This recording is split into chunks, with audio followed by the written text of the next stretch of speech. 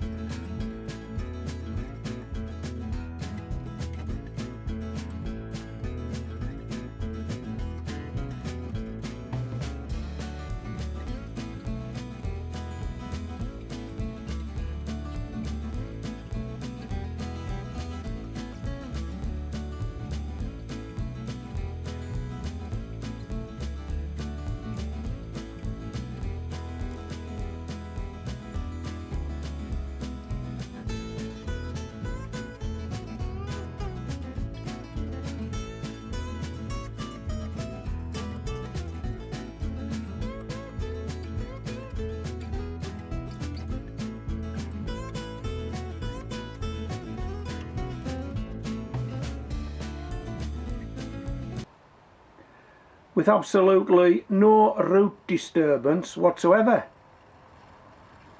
And that's important when you're growing tomatoes, that you try to make sure that the plant doesn't get any checks in the growing cycle. And one check would be if there was root disturbance as you move the tomato plant on from a small container to a bigger container, from a small pot to a bigger pot, from a module to a grow bag. So it's important that at that point in time you try to get the plants transferred with no root disturbance, and I think I managed to do that. And what I'll do is, at the end of this video, I'll give you a link to that video just in case you haven't seen it. You might enjoy that. But what I want to tell you today is that these tomato plants now are on their 4th and 5th trusses. Tomatoes are all still green. We are getting tomatoes. No red ones yet. It's still early in the summer here in the UK. So we're not too worried about that. Plus the fact that we haven't had a great deal of sunshine lately to ripen anything. And we haven't had the warmth either. All we've had is wind and rain, and we've had an overcast sky, so we've had no sun for at least a week. But that's okay. These plants are growing on fine. They'll get bigger. Hopefully the tomatoes on them will swell out, and then we'll get some warm weather, and we'll get some sunshine, and we'll get some ripening tomatoes.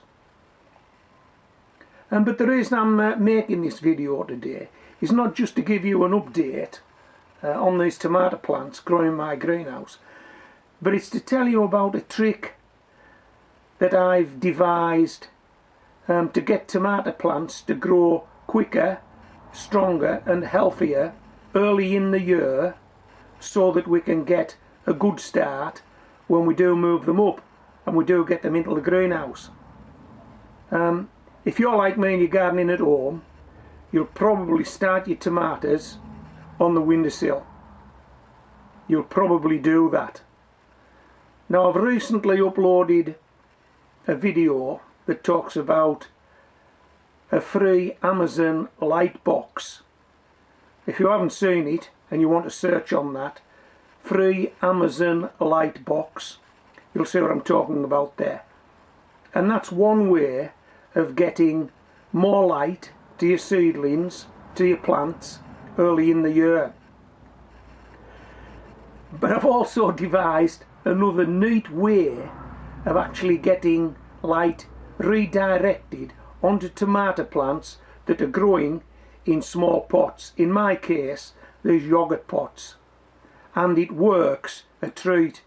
I'm going to use some video that I shot last year or the year before, I can't just recall, so there's no point in reshooting it. But this is how I make sure that my tomato plants get as much light as possible early in the year, stood on a windowsill. Watch this video, then come back to me and we'll round off this video. Hello. About 3 weeks ago I took some tomato plants just like this in this cell and I potted them up. And I potted them up into yogurt cartons. These are the yogurt cartons that I was using, and it was my intention to stand these tomato plants on a kitchen window until they were big enough, or until the weather picked up, and then transferring them to a greenhouse. But what I wanted to do, I wanted to avoid those tomato plants becoming leggy and searching for the light, so I made this. Okay, now I videoed that, and if you've seen this before, then you've seen that video. If you haven't, it's simply a plastic pop bottle with the bottom cut off and some white paper sellotaped to the outside to act as a reflector. The idea being we would stand this over the potted up tomato in the yogurt pot, and we would stand it facing the light so that this would act as a reflector and surround that tomato plant with light. The idea being that the tomato plant wouldn't then lean towards the window, it would grow straight. Okay, I'm going to cut you back to some of that video now. Watch that video, then come back to me and I'll show you the results, because we've moved on now. Those tomato plants have got bigger.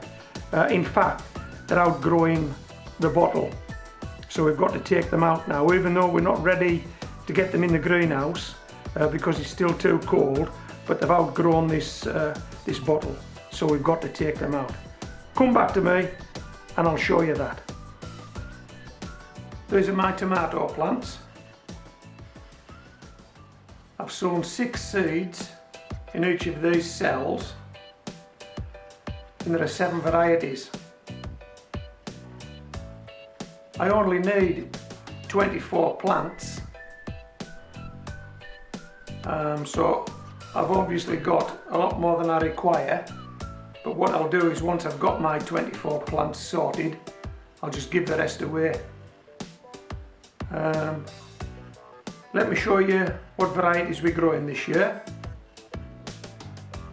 and later today I intend singling these tomato plants up into these yogurt pots. There'll be 24 plants singled up into yogurt pots, and they're the 24 that I will grow on in the greenhouses.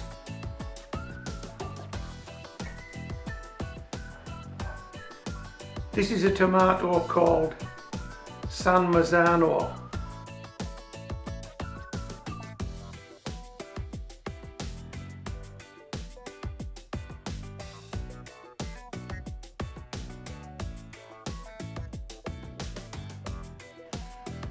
As you can see, 1, 2, 3, 4, 5, and the 6th one didn't make it.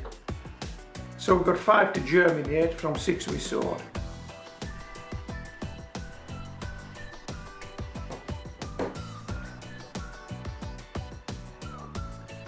This is a tomato called Costelluto Fiorentino.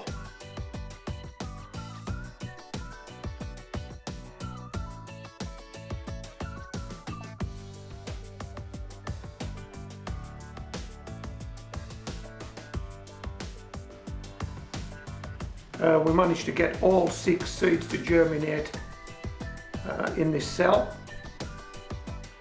Costelluto Fiorentino.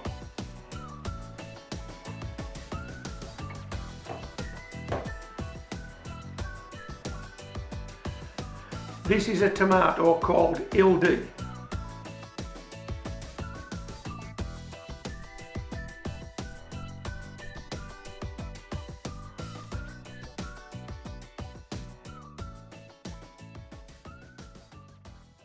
Again, we've managed to get all 6 seeds to germinate in this cell.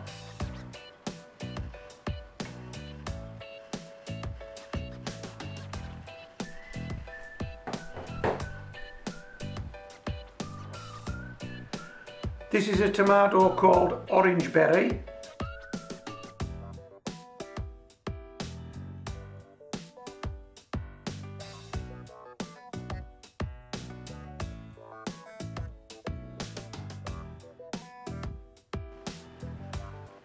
Five of those 6 seeds have germinated, one didn't. A tomato called Orange Berry.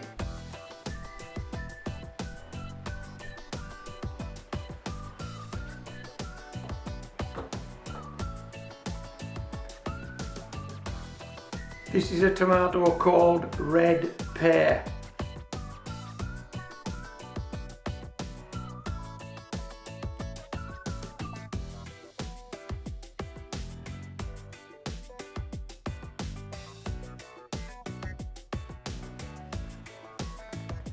All 6 seeds have germinated in this cell.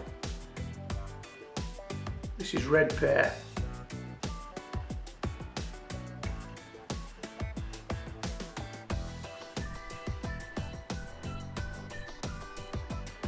This is the striped one. This is a tomato called Tigerella.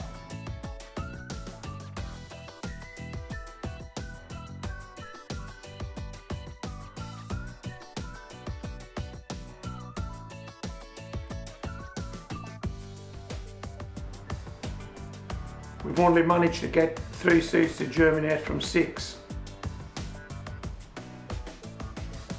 This is Tigerella.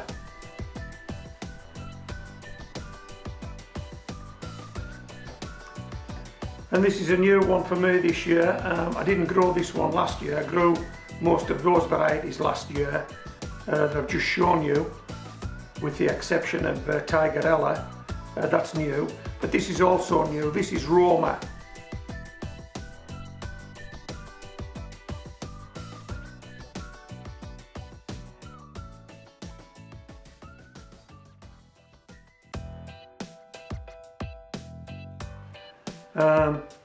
We've got more than 6 germinated here actually.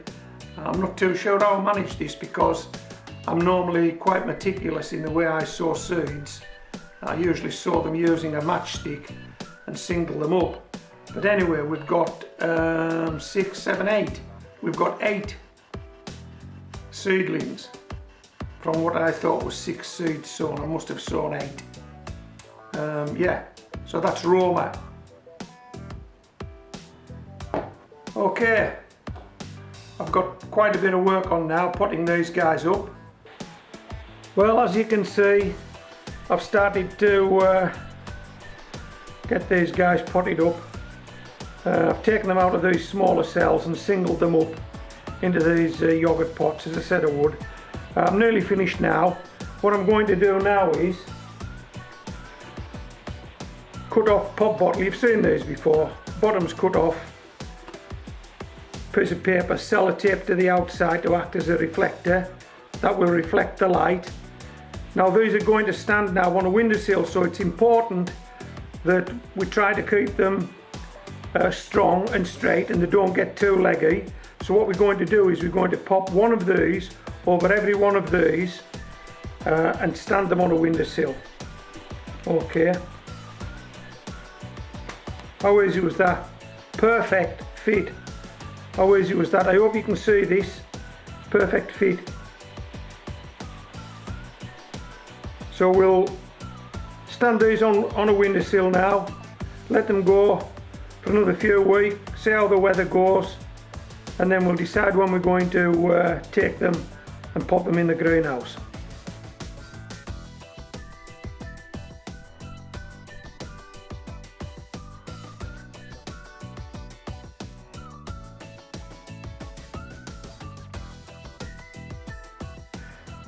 This is one of the tomato plants that I've taken from the windowsill. Okay, I'm not too sure how you'll catch this, but the tomato plant leaves are actually pressing on the inside of this plastic bottle, and I hope you can see this, but there's lots of condensation in there, so there's no chance of this plant drying out. Okay, now what I didn't realise was when I done this that these plants would grow this big this quickly, but they have. So now's the time to take this plastic bottle off and to see how this tomato plant's developed, see how big it is. Okay, are you ready for this? Right, let's do it.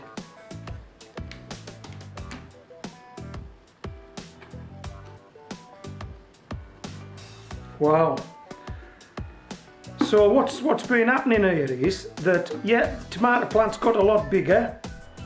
The leaves, because the plant has thrown leaves out all the way around, the leaves have actually pressed against the inside of this bottle and forced the plant to grow straight up the middle. It couldn't lean if it had wanted to. It's kept itself straight. And of course the reflected light has helped it to grow as big as it has. Look at that. It's as big as the pop bottle. So it's had to come out. It'll now have to stand on that kitchen windowsill, I suppose, for another week or two, and then we'll get it into the greenhouse. So this was a start to finish video. You saw me put these guys up. You saw me place this on. We've now taken it off. We won't be using this again, not this year, not for tomatoes anyway. We may use it for something else that we want to plant in these yogurt pots. So that's the finish for this particular application. So I hope you've enjoyed this video. This is Homegrown Veg, signing out.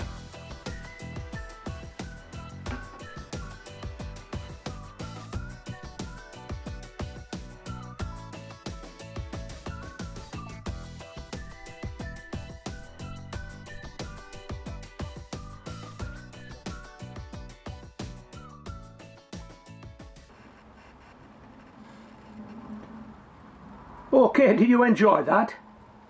Hey, so simple, and we're recycling. We're recycling yogurt pots, we're recycling pop bottles. Hey, it's what we should be doing, and let's face it, you could do that. That's so easy. Take the bottom off a pop bottle, slip it over a yogurt pot that's got a tomato plant growing in it, and tape some white reflective paper to one side of the pop bottle, or if you choose, some aluminium foil, whatever, any reflective surface. But just be careful that if you get some really unexpected hot sunny days, that you take it off and keep the soil hydrated, otherwise your tomato plant will die. But hey, they work. I've used them year after year, and I used them this year, and the reason I didn't make a video was because I'd already made one, and gardening is quite repetitive, so it's difficult to make original videos because you've already made them on a particular subject. So I hope you enjoyed that video, and hey, give it a go. Just be careful when you cut the bottoms off those pop bottles, you don't cut yourself. I haven't got any public liability. Okay, so this is Homegrown Veg signing out, and I'll sign out by leaving you a link to a video that you might want to watch after you've watched this one.